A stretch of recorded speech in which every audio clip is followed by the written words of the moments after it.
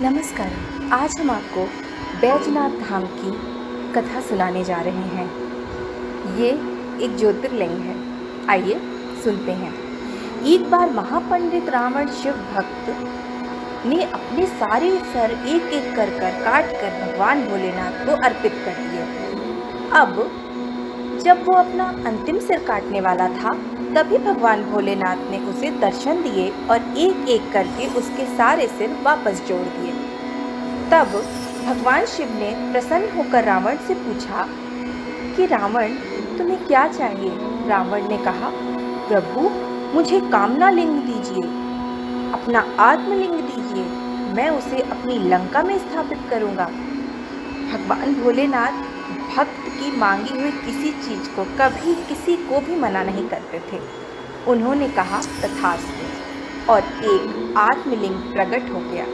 भगवान ने वो कामना लिंग उसके हाथ में दिया और बोला, ले जाओ इसे, परंतु यदि रास्ते में कहीं भी तुमने इस शिवलिंग को धरती पर रख दिया तो ये वहीं स्थापित हो जाएगी और अचल हो जाएगी, तुम इसे हिला भी नहीं पाओगे। रावण बहुत चतुर था, लेकिन भगवान भोलेनाथ से ज़्यादा नहीं। रावण ने सोचा, अरे रास्ते में मैं भला इसे नीचे क्यों रखूंगा, मैं तो इसको लंका में स्थापित करूंगा। रावण ने कामना लिंग मांगा था प्रभु से। कामना लिंग का अर्थ होता है यदि उस लिंग से कुछ भी मांगा जाए और जो भी आपकी कामना हो वो ज़रूर पूरी होती है, उसे कामना लिंग कहते हैं। वो लेकर निकल पड़ा, लेकिन रास्ते में जाते जाते उसे लघु शंका निवृत्ति की बहुत ही तीव्र इच्छा उत्पन्न हो गई। अब उसने सोचा, मैं इस लिंग को कहाँ रखूं?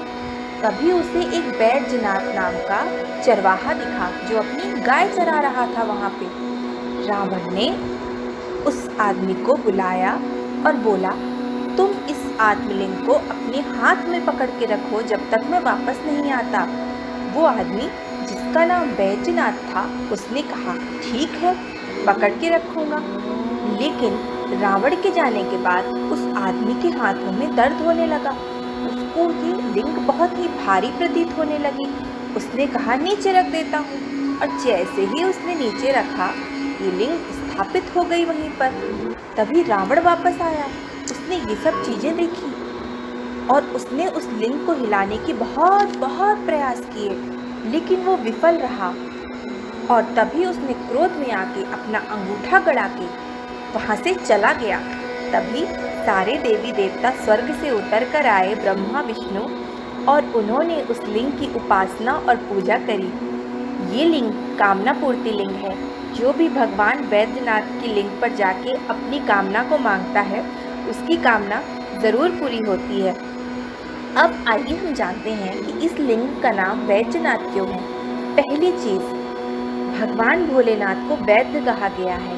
जिस तरह से रावण ने अपने 10 सिर काटने का प्रयास किया और एक एक करके भगवान भोलेनाथ ने रावण के सारे सर वापस जोड़ दिए, इस वजह से उन्हें वैद्य कहा जाता है, इसलिए इसका नाम बैद्यनाथ है। और दूसरा कारण, जिस आदमी ने उस आत्मलिंग को जमीन में रखा, उसका नाम बैद्यनाथ था, इसलिए भी उस शिवलिंग का नाम बैद्यनाथ है। ये शिवलिंग देवघर में स्थित है, जो झारखंड में है। इस लिंग की महिमा बहुत अपार है। सदियों सदियों से जो भी इस लिंग से जो भी मांगता है, उसका पूरा होता है। अब हमारी कथा यहीं समाप्त होती है। हर हर महादेव।